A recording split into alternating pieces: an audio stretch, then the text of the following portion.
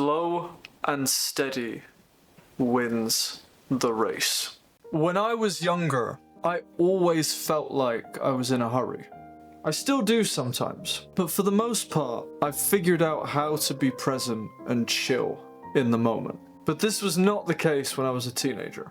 Back then, I thought that if I wanted to get things done, I had to dive into the deep end immediately. Day one of learning guitar, go straight for Jimi Hendrix. Doesn't matter if I've never played guitar before, I am going to play those songs. That was my mindset at the time. Want to start a YouTube channel? Post every single day. Don't think about what you're going to post. Don't be strategic. Don't be methodical. Just brute force your way to the top. First day in the gym, go straight for the heaviest thing you can find and try to lift it over your head like Hercules. That's how I was. And I don't know. Maybe you're like that as well. The truth is, it doesn't sound sexy, but the best way to make progress is slowly and steadily, whether it be in the gym, learning a skill, or being creative. But first, let's talk about why this doesn't get people excited. If you look at the world around you, you will quickly see that our culture is obsessed with achievements. No one cares about how many lengths Michael Phelps did when he was training. They don't care about the things he went through as a youngster to reach that Olympic level. All they care about is how fast he swam at the Olympics and how many medals he won. No one cares about how hard the big guy at the gym trained to be able to bench 200 kilos. All they care about is how heavy his 1 rep max is, not the journey it took to get there. And yes, the exact same applies to creative pursuits. But there's a problem here. Focusing on achieving things right now often comes at the expense of slower and more consistent progress. This is why people are so obsessed with get rich quick as a mindset, or get ripped quick, or get anything quick. It's this shortcut mindset, and it's because no one has the patience to go through the grind of building something worthwhile, whether it be a business, a body, or a creative body of work. Instead, they want to invest $100 in a shitcoin and hope it 10,000x's so they can become a millionaire overnight. And it's the same with creativity. People want to make their magnum opus, their masterpiece, yesterday, not work 10 years to reach that point.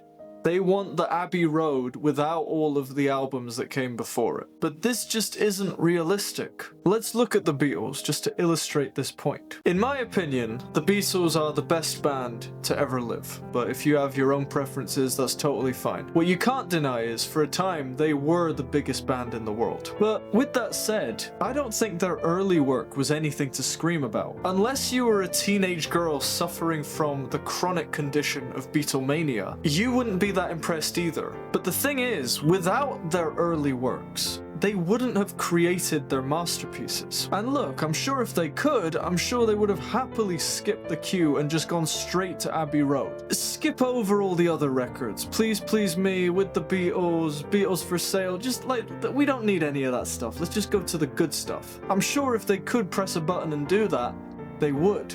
But that's not how it works. In order for the Beatles to get to the point of making an Abbey Road, they had to suffer. They had to go through those relentless touring schedules where they were playing hundreds of shows for years on end. They had to record albums in one day. They had to not take any time off and just focus everything on the Beatles brand. In that respect, the Beatles are no different to the little guy who spends years training in the gym to get big. They both worked very hard and made progress slowly, not overnight. And the good news is, slow progress isn't as bad as you think it's going to be. In fact, it adds up much faster than you think. Let me give you an example using the gym to make it easy to understand. I want you to do an experiment. Go to the gym this week and pick your favorite exercise. It doesn't matter what it is, just pick one. Got it? Good. Now all you have to do is lift 1 kilo more than you did last week. not 2, not 5, and no, not 10. Just 1. Do you think you can manage that? If you're like most people, you'd probably be insulted at me even having to ask you that question. Of course I could do it. What, 1 kilo per week? That's easy, mate. And that's the point. Literally everyone can do this. But here's the thing. If you were to do that every week for an entire year, by the end of the year, you will be lifting 56 kilos more than when you first started. Do it for 2 years, and you'll be doing over 112. Do you see the power in that? I don't know about you, but people who can do like 100 kilo bench press to me are like demigods. People who can lift over 100 kilos consistently are well in the top 1% of gym bros. But alas, most people don't do this. Why? Because they're too obsessed with the get rich quick, get fit quick, instant results, skip the queue mindset. If these people simply had the patience to take it slow, they'd be ahead of everyone within just a couple of years. And you, my dear viewer, you can be one of the few who actually embraces the slow and steady climb. And as a result, make more progress than everyone you know. You know, it's weird. Most people think starting small and going up slowly is a waste of time. But the truth is, it isn't. Because when you start by lifting light weights in the gym, you build the capacity to lift heavier ones later on. For some reason, society has convinced us that we should always be rushing. Because if we're not, then someone else is. And if we're not careful, they're going to take all of the gains that should be ours. The good news is, that's a load of bollocks. Because Life is like a good cardio session. You don't have to have a heart rate of 150 for an entire hour to have a good one. likewise, you can't expect to create an Abbey Road level album if you've never made music before. Paul McCartney and Arnold Schwarzenegger were very different people, but they both started small. What makes you so special? Going back to the gym example, if you just spent the next year adding a little bit of weight each week and consistently keep showing up, your workouts will get pretty tough pretty quickly. Trust me.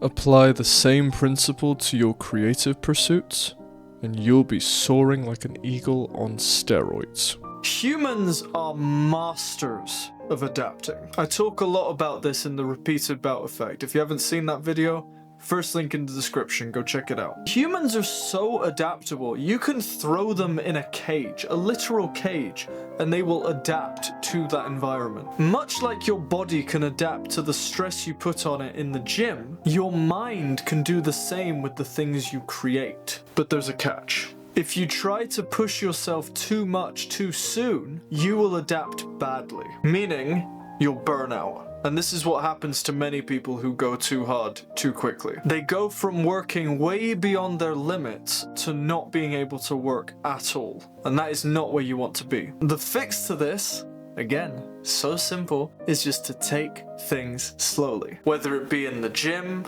in the music studio, on camera, or at work, or anywhere. Don't bite off more than you can chew, otherwise you're gonna choke. If you want to get in shape, if you want to become a creator, if you want to make things with your mind, what's the most important thing you have to do? Simple. be consistent. It makes perfect sense when we think about this in the context of lifting weights. But for whatever reason, people just can't make the connection to other areas of life. It's kind of weird, to be honest. If your goal is to become fit and strong, all you have to do is not miss any workouts. That's literally it. If you haven't been for a week or you've taken a little break, don't go in there and try to cram everything in at once. You're not going to make up for lost time by doing that. You're just going to get injured. Long-term progress does not work like that. And it's the same with creativity. Instead, just train yourself to show up and slowly add more weight over time. Because remember, tiny gains